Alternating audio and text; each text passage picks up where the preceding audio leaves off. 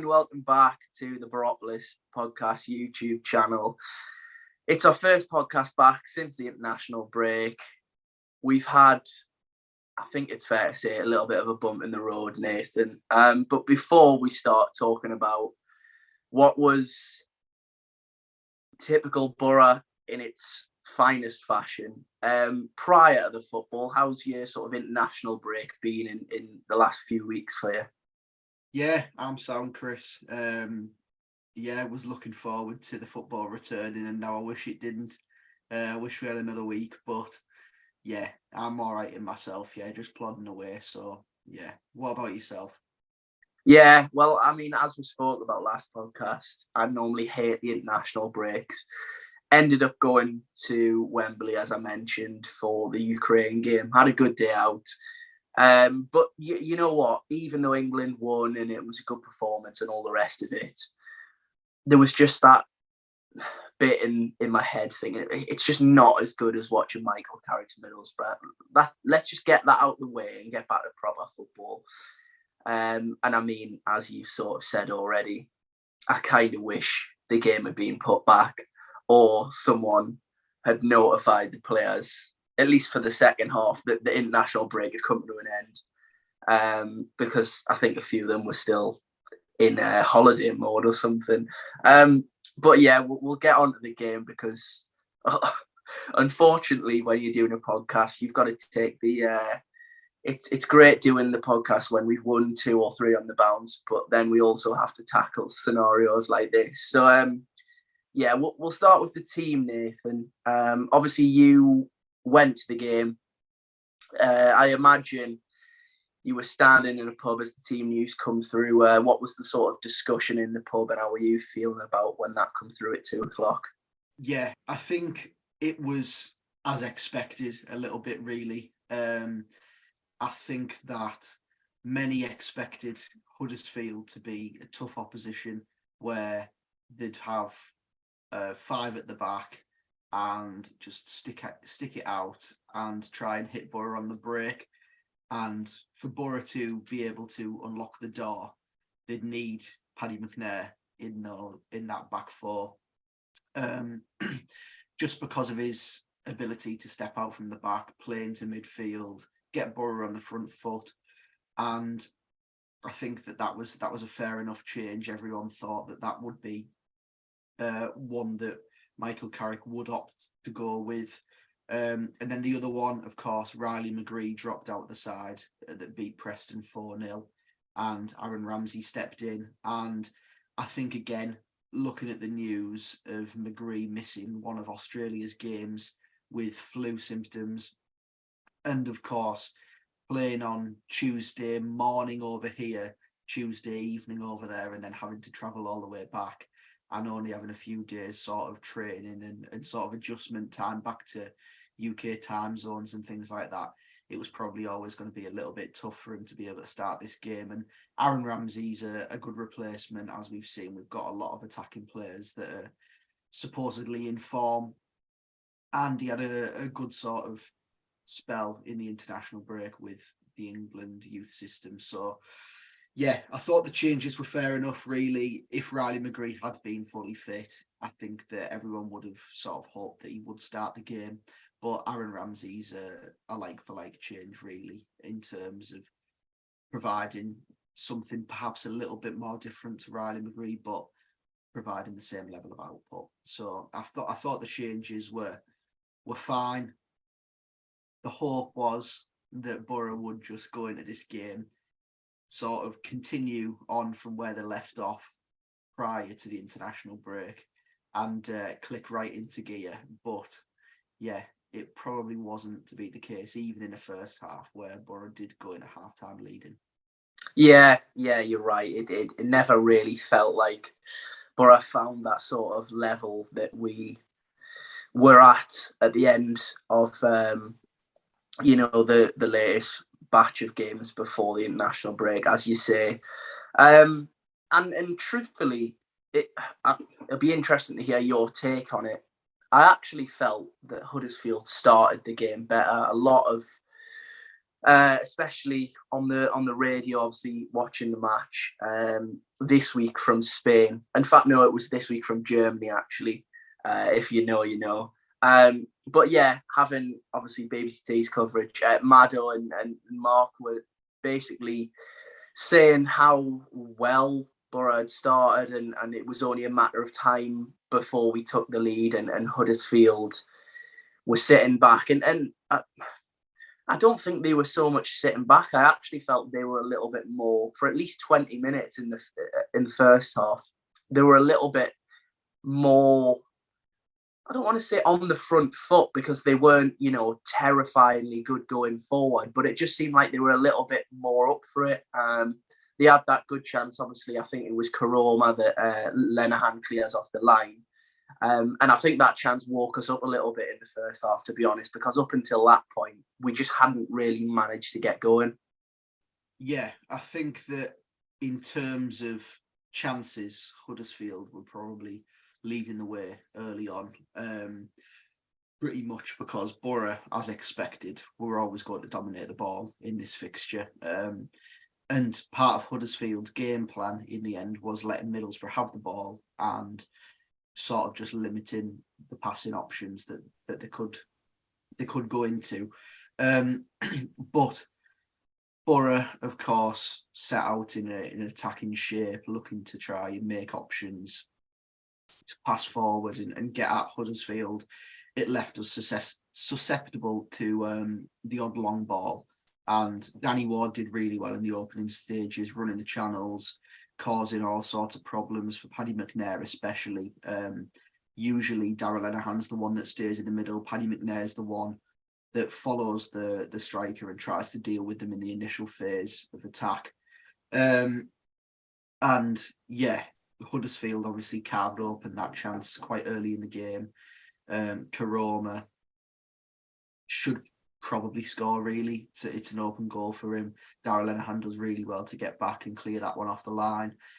And to a point, it woke us up, but yeah, we struggled to create chances in the early stages of the game. And really, our first chance of the game, of any sort of real note, we score from, because we didn't test Vaklik in the opening 40 minutes, really. There was the odd P-roller into his gloves, but Huddersfield did really well, crowded out the middle of the box really well, limited Chuba Akpom getting on the ball, which is a massive part of Middlesbrough's game. Chuba picks up pockets and tries to launch Boro attacks, and he was quite anonymous, really, in the opening sort of half an hour, 40 minutes. And they did really well as well, limiting Ryan Giles on that left-hand side. Up until he was taken off, Dwayne Holmes was tasked with marking Giles, and it didn't matter if there was Hayden Hackney or Johnny Howson picking up space in that left channel. Dwayne Holmes was just standing on Ryan Giles, 100%, not moving from him. And we've seen Neil Warnock's man-marking system in the past. Sometimes it works, sometimes it doesn't. I mean, we saw a few years ago, Darnell Fisher following Tom Campbell all over at Carrow Road, and he didn't have a sniff that day.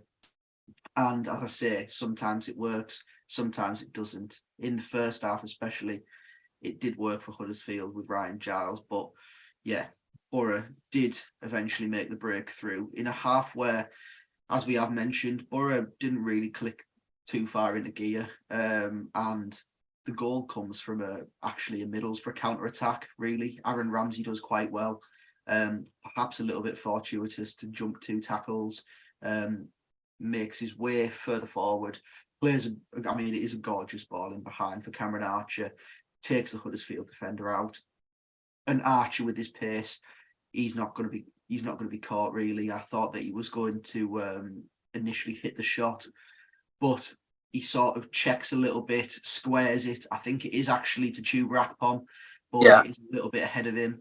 And I think, Chuba doesn't get on the end of it, but it it looks a little bit like a good bit of presence of mind leaving it, because Force has the easier opportunity to sweep the ball home, and he does that. And getting that goal when we did, 43rd minute, for me, in the stand, I thought, right, this is where we sort of put Huddersfield to the sword now. If they want anything from the game, they're going to have to come out and show some sort of attacking intent. And with that, it leaves spaces in behind, it leaves spaces in the middle of the pitch. And I was quite confident that Middlesbrough would be able to exploit Huddersfield's weaknesses when they step in and try and show something going forward. And we'd be able to, well, quite frankly, kill them on the break and make it 2-3 and just kill the game. And at half-time, I think that, I don't want to get too carried away, but I think that the team thought 1-0, game done. And that wasn't to be the case. And they were rightfully punished massively within the space of 20 minutes. Yeah, they were. Just on the goal, I think, truthfully, I think you might have undersold Ramsey's involvement. I'm going to lean towards it was just magnificent skill jumping past two bodies. And as you say, the ball is inch perfect. And also a little bit more credit for Tuba. I think it's clear to say actually that he purposefully leaves the ball and the chance to Force. As you say, it's the easier chance. The keeper had sort of already gone down in a way. I think he was expecting Tuba to strike it right-footed. And because of that, he was already almost leaning one way and a shot hadn't even been taken yet. Just a note on Force, obviously, we spoke about his and Tuba's goal involvement, but that's 10 for the season now for Marcus Force. I mean, it's quite a turnaround from the whole development striker tag. I guess these days, Chris Wilder might refer to him as a development right winger, I suppose, because he really looks quite natural in that role now. But yeah, as you say, I completely agree. It felt like just on the stroke of half time, it'd be perfect. We got that goal, got our noses in front, and from that point onwards, the game, most football matches, you know, anyone that's watched enough football matches knows the pattern of that, how that game would usually go. The team that goes behind step out a little bit, and then I guess the team with more confidence, probably with better players, let's be honest, and in a better run of form, then just pick them off because they're allowed more space pretty much, because the other team's chasing the equaliser. And as you say, it was the complete opposite. You mentioned it there, but quite interestingly, obviously Neil Warnock post-match talked about how at halftime he'd told his team that actually he felt there was a little bit of overconfidence from Middlesbrough's players. And listen, we don't know Middlesbrough players personally, but even from everything that Michael Carrick's drilled into them, the way that they come across on various social media videos, they seem like a good, well-rounded group with the feet on the ground, but with a confidence that they are a good team. But actually, it was a little bit disappointing to hear that because, the performance did almost reflect what Warnock was saying. The second half just felt like perhaps we might have been a little bit overconfident going into that second half and took a foot off the gas and were ultimately punished for it, really. Well, yeah, I think the aim of every team that is in the lead going into the second half, especially when you're away from home as well, is keep it tight, weather the initial storm, grow into the game, you'll get your chances and you can put them away. 22 seconds it took for a lead to be wiped out. And I've had people from university and whatever, okay, they're trying to get bites out of me as well, but telling me that this goal is remarkable. No, it's not. It's a catalogue of defensive errors from Middlesbrough, really. Huddersfield's left back, Ruffles, is able to pretty much pick the ball up just inside Middlesbrough's half, flick the ball over Johnny Howson, and I mean, just sort of stride beyond everyone, really. Hayden Hackney dives in despairingly, gets a touch to the ball, which then kills McNair, who's then dropped to the floor. Lenahan's then dropped to the floor, and he's in one-on-one with Stefan. And yeah, it's a great finish because, yeah, it's difficult to be one-on-one, especially if you're a left back and you don't usually find yourself in those positions.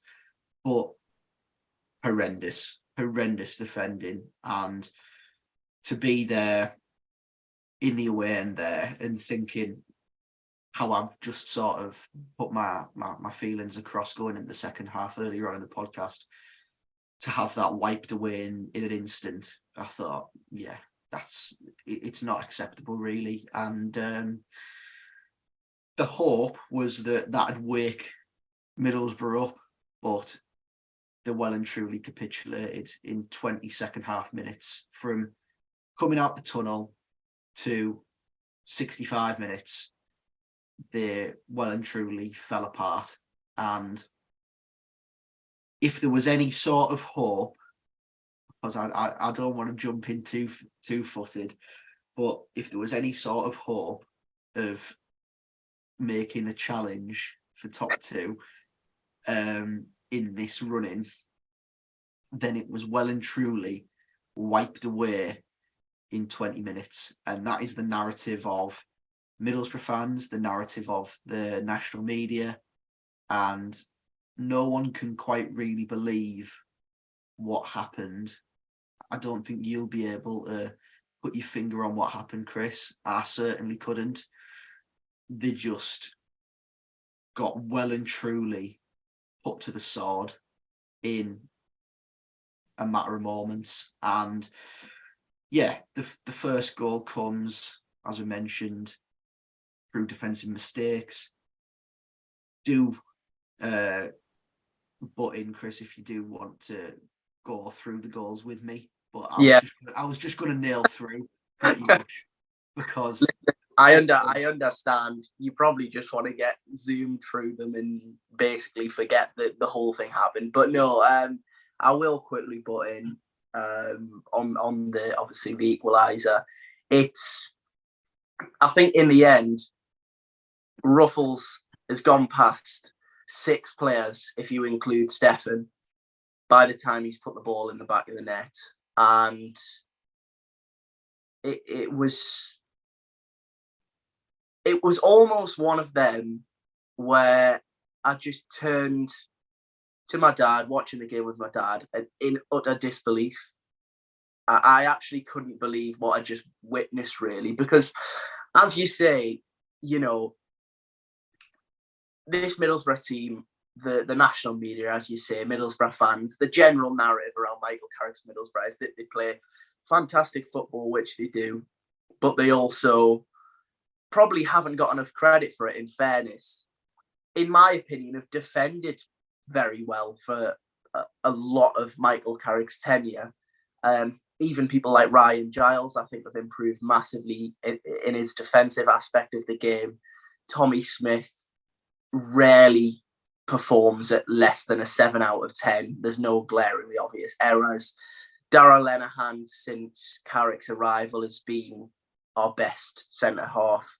And then, I mean, we've spoken about it countless times on this podcast, really. Paddy McNair and Dale Fry, for the most part, up until recently, has been the toss of a coin, hasn't it? And it's been, well, McNair's been in because Fry's been injured. Then McNair's had his nose broken and Dale Fry's come back in. And it made no difference, to be honest, up until Saturday. And it was just such a shock to see. I think the quickness of the goal, you're hoping as a fan that it shocks the Middlesbrough team back into life, almost like in the first half, where yes, Karoma doesn't score, but it's a real lifeline. For them to then score and for us to not wake up and actually get more sloppy for the following, well, I mean, I was about to say 15 minutes. It was the next 20 minutes, wasn't it? Because 22 seconds, I mean, yeah, there was still plenty of time for Huddersfield to just cause an absolute, I don't even know what to call it, really. It just stunk of a Neil Warnock side who realised the predicament that they're in the league table and jumped on the opportunity of a Middlesbrough side which didn't seem like they'd even come out of the changing rooms for the second half. No, I think you're right. I think as soon as they got that first, they smelt blood, and as a result, they just went for it and went for the jugular and tried to just kill this Middlesbrough side off, and they did. I think that, yeah, the first goal comes from multiple mistakes, but this second goal, a lot's been made of Paddy McNair and his role in Saturday's defeat. But the second goal comes from Darragh Lenihan trying to play a silly pass in between two Huddersfield players when he's the last line of defence. Huddersfield spring quickly, and it's Danny Ward. He sort of nicks the ball, skips beyond Lenihan, actually. And my initial thought was pick him, bring him down quick, because they're breaking. And it's 1v1 on the opposite side with Josh Karoma, who's rapid, and Tommy Smith, who's not. And Karoma picks the ball up, is isolated against Tommy Smith, and just bends the ball in the far corner. And it felt like when that went in, I know that the usual sort of way of football fans is, yeah, one goal's not too bad. Like, you can easily recover that. No, I didn't feel that. I felt like watching the players and watching the body language of the players, they'd well and truly just lost their heads. They didn't know what to do. They were like rabbits in headlights. The lot of them, every single one, didn't know what to do with themselves. And the goals just kept on flowing from then on, really. On the second goal, obviously the major error, I felt, and I think everyone realises it if you watch it back, Lenihan's just played a pass where he really just shouldn't even try the pass. And in fairness to Darragh Lenihan, he's been superb for months now. So I guess you've kind of got to look for an experienced player like him, and for someone at centre back who's actually quite comfortable on the ball. Perhaps he's a little bit naive and thinks he can get it through that little gap, but obviously he doesn't. But I think also you look at Tommy Smith. Listen, Josh Karoma as an inverted forward / winger, you know exactly what he's going to do in that position. I think Tommy Smith's got to get out of him quicker, because even if he goes outside of him, yes, okay, he probably gets to the byline, but he's also at that stage going onto his weaker foot. And to be honest, you don't really expect him to cause as much of a problem on his weaker left foot. But Tommy Smith, for me, just invites him to do exactly what he does in the end. And I think it's really, for such an experienced player, and as I say, Tommy Smith, 7 out of 10 for weeks and weeks and weeks, it's quite naive, really. It is. And Karoma, it reflected the performance, really. Yeah, and Karoma uses Tommy Smith as an obstacle to bend it round, and that's why Stefan's a little bit unsighted by the ball going in that far corner. And yeah, as I say, the second goal went in, and I didn't feel like the team were going to not necessarily get back in the game, but they just looked shot. They just looked like they were beaten from then on, really. They looked shell-shocked. And instead of sort of that calming presence in the side to say, look, get your heads right. Yes, it's 2-1 down, but we can get back in this game. They just continued in the same sort of manner. They didn't get their heads right. They just sort of continued on. And the next goal comes from a set piece. Set piece is headed on by Lees, I think it was. Darrell Lenihan gets out jumped for that. And Pearson sort of knocks it in with his thigh almost. That was 55 minutes or so. And then the next goal. Oh my God.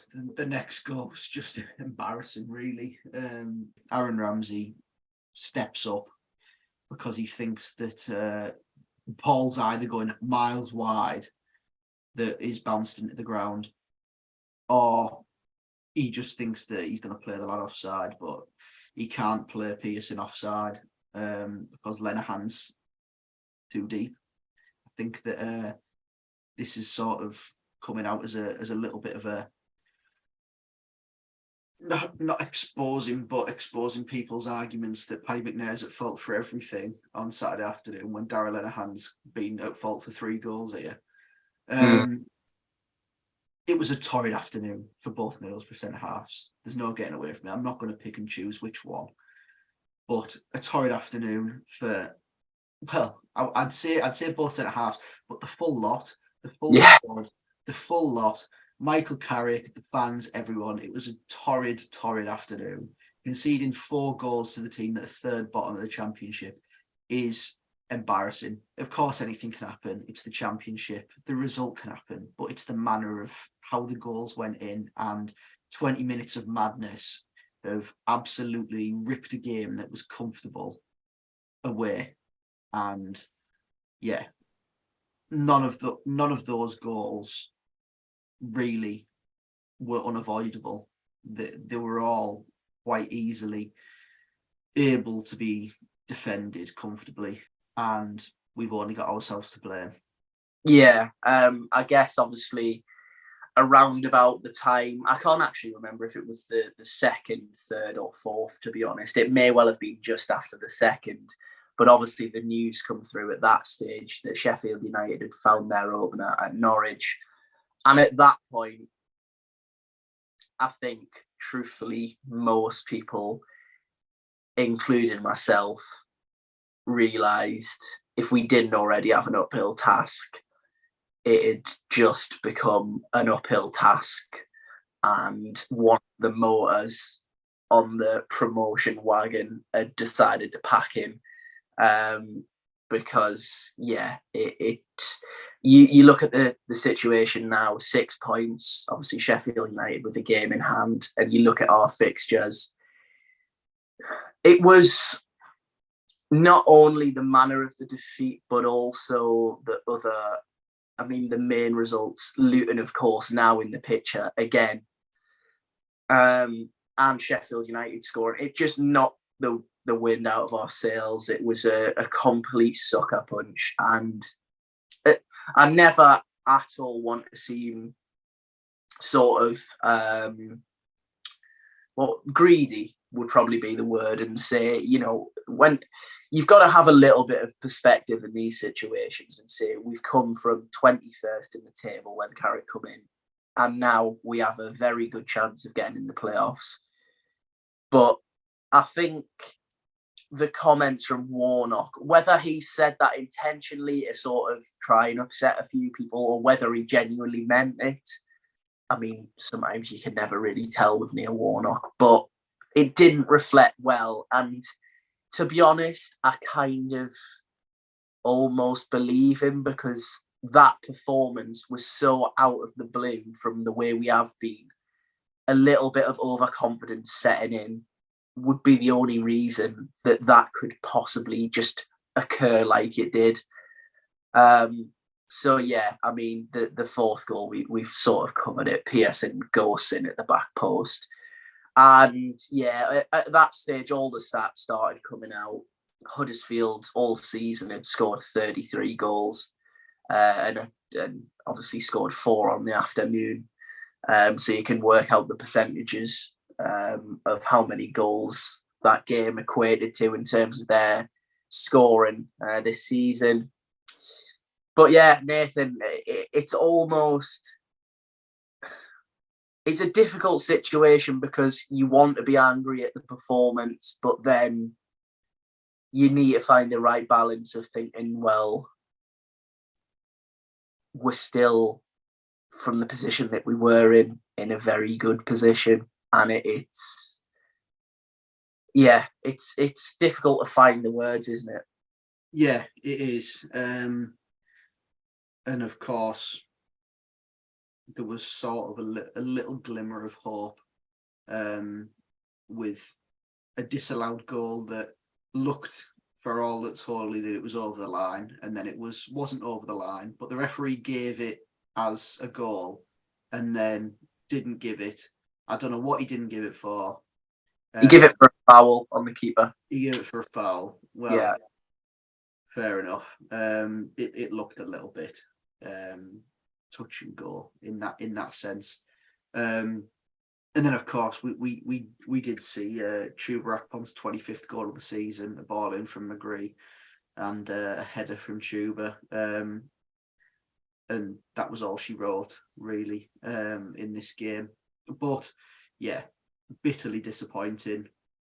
As I say, from looking okay, not comfortable, but everyone thought the same, that if we got the first goal in the game, then the game would open up, and we just needed our heads right, and we could quite easily have gone on to win that game very comfortably.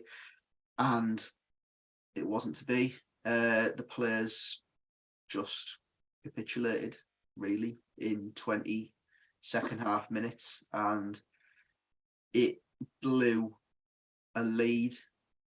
And you don't want to get carried away, really, as a fan, but sometimes it's difficult not to. And the narrative was that Middlesbrough were firmly in the race for second place. Not anymore, because of 20 minutes. And that's fine, because Sheffield United it was always said that from pretty much October, Burnley and Sheffield United are your top two. That'll be done and dusted from October. And Middlesbrough came from absolutely nowhere and blistered through the Championship for a good 4-5 months nearly under Michael Carrick, and made a real good fist of it. And I don't know how Sheffield United have done it, but the gap never seemed to go just that small enough for them to really feel any sort of tetchiness. Because now, with 8 games to go, 6 points now the gap, they've got a game in hand.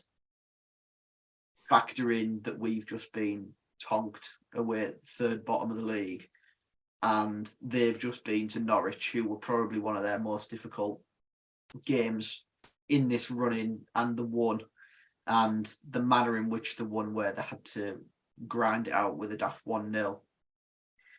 Yeah, it's completely done and dusted, and fair play to them, because they held the nerve, and they, in the end, haven't let the pressure fully do them in. And hopefully, as I'm saying all this, it may come back to bite me, but I don't think so. I think so. I think it's done. I think, unfortunately, you are right. I think it was important that the points tally sort of always stayed within a result, or maybe a game week, maybe 2 games that you could catch up, you could jump onto their mistakes, and unfortunately we've been the first side to make the mistake, really. And obviously we're talking about Sheffield United. Luton obviously got a massive win over Watford, and now they look, actually, yes, it's only a week's difference, but with the momentum that they'll have from winning that game, you'd probably be actually backing Luton to perhaps put a little bit of pressure on Sheffield United and leapfrog Middlesbrough in that 3rd position. And I think, do you know, the most disappointing thing for me, perhaps, of course, is the fact that our sort of run at automatic promotion is all but over. Is there was a lot of games and a lot of stadiums in the 4 to 5 months run, as you say, where you felt this Middlesbrough team is different. It can go to places where it shouldn't. It almost defies the sort of typical Middlesbrough tag. And unfortunately, in a situation where this was going to be Neil Warnock on April's Fool's Day with the most typical Boro narrative around it, we absolutely fell into the trap, didn't we? And truthfully, I was fully on board with the thought process of we'll go there and we'll do our jobs, because I honestly believe, and I still do, to be honest, it's just one result, unfortunately, at this stage of the season when you're trying to play catch up, is just so much of a punch to the stomach. It's really annoying. And you know what? Listen, I'm almost talking sort of fairy tale stuff here, but you almost think back to the start of the season and you think of them few games where we dilly-dallied and didn't get Carrigan earlier. Perhaps if we had of, listen, I know we all went into the season hoping that Chris Wilder was going to be the man, and we quickly established that wasn't going to happen, but had Carrick come in earlier, it's all if, buts and maybes, but, you know, you sort of think we could have potentially allowed ourselves this kind of slip up and still been in a position where it was achievable to catch Sheffield United. But yeah, I think given the 2 results, this probably puts an end to it. But listen, I think what is so important now is this is only one result, and that we don't fall off a cliff completely and the wheels come off, and we consolidate and make sure we're in those playoffs, because after Coventry away, every Middlesbrough fan in that ground and watching from wherever in the world would have snapped your hand off to have a place in the playoffs. But also, Nathan, a point that we spoke about earlier, perhaps almost without it being mathematically the case, knowing at this stage that automatic promotion is pretty much 95% off the cards, may, from a mentality point of view, be a bonus, because we've seen the Brightons in the past where they've ran the team in second all the way up to the final day and then lost out on automatic promotion and gone into the playoffs with their goals all over the place and basically just not being able to really cope with going into another huge game straight away after failing to achieve their main goal for so long of the season. So, listen, I'm trying to find a silver lining as best as I can. But yeah, I mean, we've just said all this, but who knows, Nathan? We might beat Burnley on Friday night. Wigan might do a job on Sheffield United, and we'll all be back on the automatic promotion bandwagon and assuming that we are going to do the unthinkable. Yeah, I think every time something like this happens, I say, yeah, I'm never, ever, ever going to get carried away with this football club ever again. And every single time something good happens, it's quite the opposite, and I'm fully like invested. And I try my best not to sort of make it obvious what I'm thinking in terms of you want to know what? We might do it. Yeah. Might do it. And yeah, they've let us down a little bit, just because I thought, yeah, they are different. But no, we're the same. We're the same old Middlesbrough that just do things the hard way every single time. They can't do things the easy way. Because what would the fun in doing it easy be? Yeah. There'd be no fun in it at all, really, would there? No. So I fully expect us to roll over Burnley on Good Friday. No, I don't really. But yeah, Burnley up next for Middlesbrough. And we've spoken about in the past about Middlesbrough and their bounce back ability under Michael Carrick, because when they face a setback, they usually bounce back and go on a little bit of a run. And by God, have they got to bounce back from Saturday afternoon if they want to do anything against this Burnley side. The absolute runaway leaders at the top of the Championship.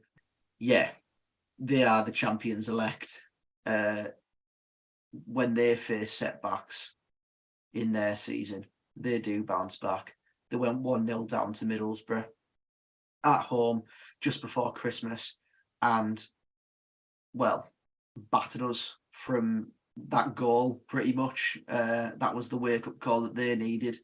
Unfortunately, one goal wasn't the wake-up call that Boro needed on Saturday afternoon, but hey-ho. Yeah, it's going to be a really, really difficult game on Friday. It's the time of the season where seasons are sort of won and lost really over this weekend. The Good Friday, Easter Monday turnaround is very quick. And if you face a poor result on Good Friday, it's very difficult to bounce back by Easter Monday. Yeah. And look, had we won at Huddersfield, this game would feel absolutely huge. But I think there's almost like a little bit of a release in the fan base now that it's sort of settled that, yeah, okay, the dream has sort of been sort of demolished. And we just need to keep plodding away, get ourselves back on the horse and get into the playoffs and consolidate our place and sort of hit the playoffs with a good run of form. And it's going to be mightily difficult to get anything from this game against Burnley. And it's going to be mightily difficult, even more so because everyone else's bloody results are before ours. So if there's any that don't go our way in this playoff race, then it'll certainly be probably known by the fans, and the atmosphere will possibly reflect that as well. So yeah, this Easter weekend promises to be a very, very difficult one. Just looking back on last season, where Middlesbrough found themselves in, a little bit of a different position, because this weekend we were going for automatic promotion and last year we were trying to get in the playoffs. It has been just over a year now since Chris Wilder's Reds went to Peterborough, a team that was struggling, a team that were fighting relegation, and we absolutely wiped the floor with them, 100%, 4-0, see you later. And the away end that day fully believed that we were waltzing into the playoffs and we were going to hit them like a ton of bricks, and all the teams that had been there all season were going to get what was coming to them. And now the reflection is that a dream of automatic promotion has slightly been, well, halted massively, and the playoffs are looking where we're going to be. And last year it was win on this weekend and then we fell away. The hope now is that the loss picks the boys firmly up the arse and gets them from a low back up. And I just hope to God that they do something on Friday. It has all the feels, Nathan, of Marwan's and Mama against Southampton being an absolute party pooper. I don't know who this year's Marwan's and Mama will be, but I imagine it'll have been a similar time in the season, perhaps a little bit later on. A few games left. Obviously, Southampton could have gone up that day.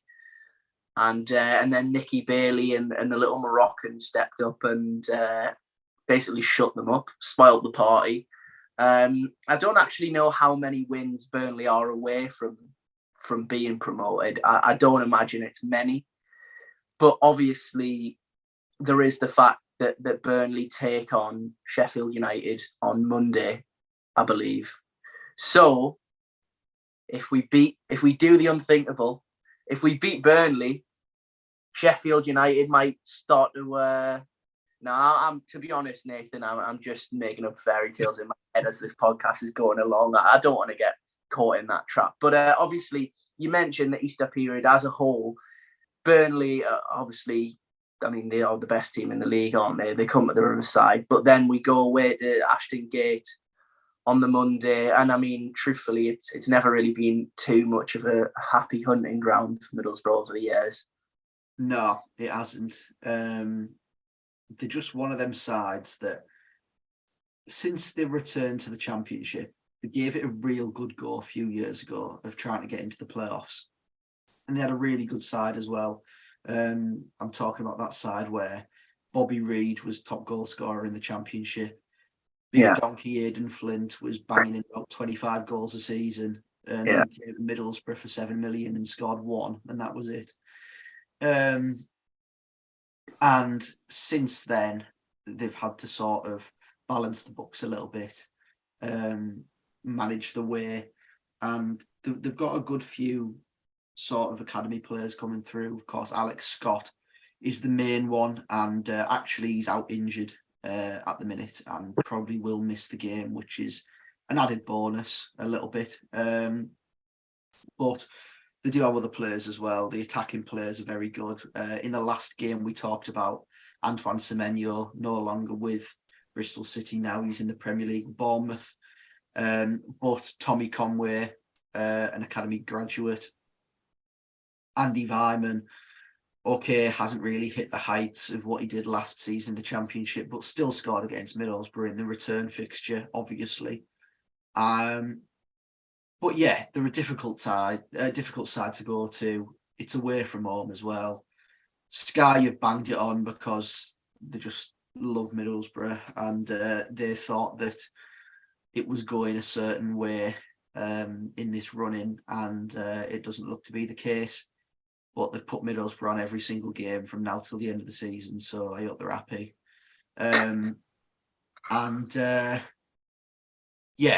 The weekend's going to be massive. And I do love the Easter period as well, in fairness. 2 games in a matter of days.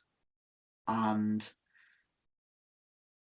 I just hope that we can sort of eradicate what happened on Saturday and just sort of continue on being the Michael Carrick's Middlesbrough that we have seen over the last few months. Yeah, I think you're right. Just in terms of going into the next 2 games, obviously, first up is Burnley. A lot of the questions that we got through on Twitter following the result on Saturday were Paddy McNair centred. I know we sort of discussed that actually both centre-halves were potentially as bad as each other, really. But for me, I've got to agree with a lot of people that would quite like to see Dale Fry back in the team against Burnley. How would you feel about that change? And obviously, you're probably looking at Riley McGree as the other obvious change as well. Are those the 2 changes that you'd make? Or do you think potentially after that kind of performance, Michael Carrick may even make, 3 changes would be a real shock, wouldn't it? Yeah, it would be. I think that we're bound to see changes, really, especially playing against Burnley. Paddy McNair's not going to be stepping out with the back if he plays against Burnley, 100%. We're going to be the side that is going to be under the cosh. They're dominating the ball against us. It'd be naive of anyone to think otherwise. You saw what they did to us at Turf Moor in that first half. They absolutely put us under so much pressure in that first half. They boxed us in and we couldn't get out of our own half for large spells of not only the first half, but the full game. The goal that we did get at Turf Moor was well and truly against the run of play, and it actually came from their player just launching the ball in behind for Duncan Watmore. So it was almost like a little bit of a fluke that we got that goal that day, and in the end they got a load of goals against us, and I'd say that changes are needed as well as expected. I think Dale Fry does step back in 100% to deal with Ashley Barnes.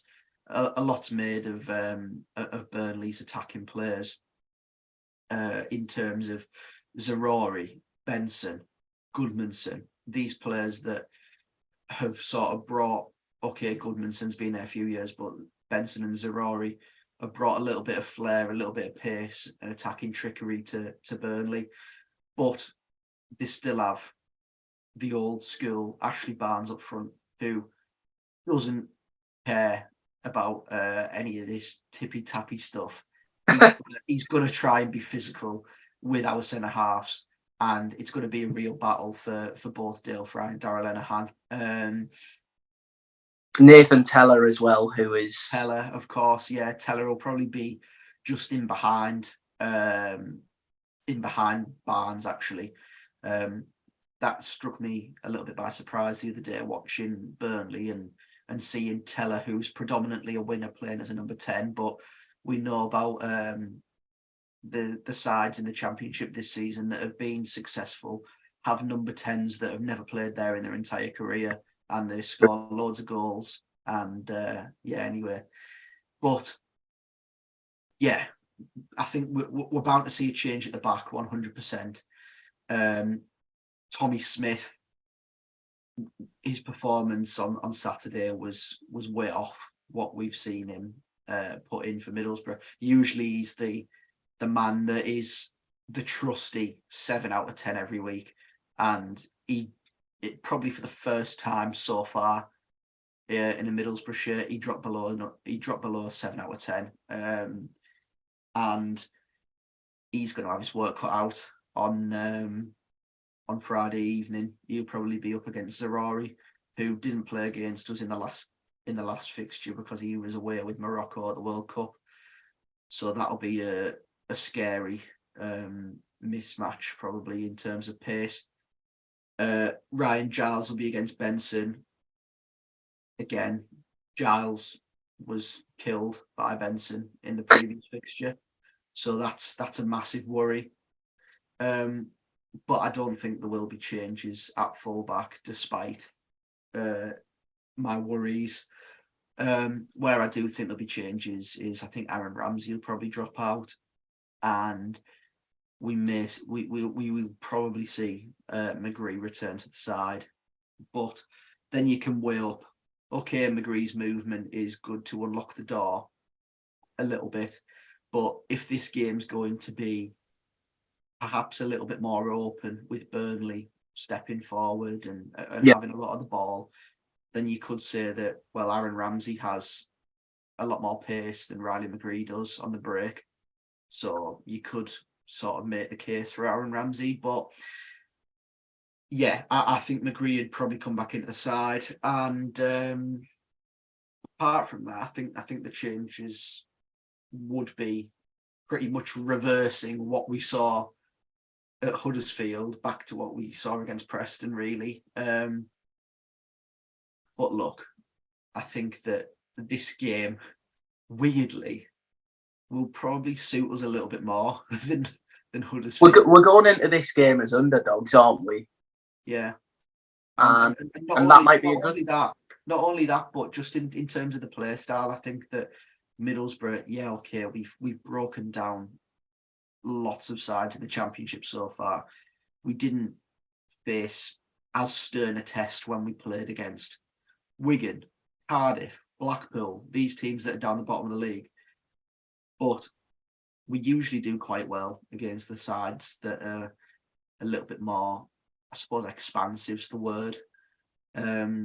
We are good at exploiting space, really, and we attack quickly. When we did attack quickly on Saturday afternoon, we scored in the first half, broke quickly.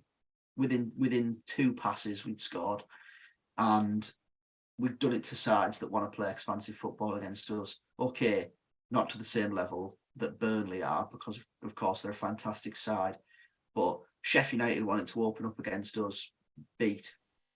Swansea wanted to open up against us, beat.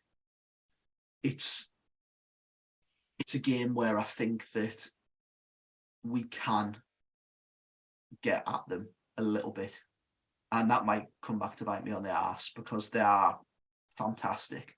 Yeah. And especially going forward as well, they are very dangerous in multiple areas of the pitch. But so we are dangerous. If you go down the left, you have Giles. If you go down the right, you have Force, who can either take you down the line, or he can take you inside and fire a shot with his left foot. Tuber in the hole, he needs to be at his best for Middlesbrough to get anything from this game. And one thing that would hopefully cause Burnley a lot of problems is the pace of Archer. I think that's massive for us on Friday evening. I think if they want to play expansive football, throw their wing backs dead high up the pitch and just leave probably Taylor Harwood-Bellis and Jordan Bayer at the back, I'd be pinging the balls into channels for Archer to run onto. Yeah. I think Nathan, that's us done. We sort of ended it with a bit of a rallying cry, I suppose, and you trying to put a bit of belief back in the players after a real wobble. But yeah, listen, it was obviously really disappointing, Huddersfield. But that key word again, bounce back ability. We've seen Middlesbrough bounce back from pretty much every question that they've been asked under Michael Carrick. This is a really, really big potential bounce back. But we wait to see that. And obviously Bristol City following the Burnley game. And then Tuesday, we will be reflecting on it all. And hopefully by that time, Sheffield United's wheels will have come off and we will have been in the repair shop ready to run them right to the wire. But yeah, that's enough from us now before we completely lose our heads. You've seen what one result's done to us, so God only knows what situation we'll be in come Tuesday. But as always, if you've watched on YouTube, please do like and subscribe, and on audio platforms, please do give us a kind review. And actually, a new feature on our podcast provider, we can now see how many people actually follow the podcast on Spotify, which is interesting. So yeah, follow us on Spotify as well, or Apple Podcasts. I believe you can subscribe or follow, which doesn't cost anything. So do that as well. But yes, from us, again, thanks ever so much for watching and listening. And that's been another episode of the Boropolis Podcast.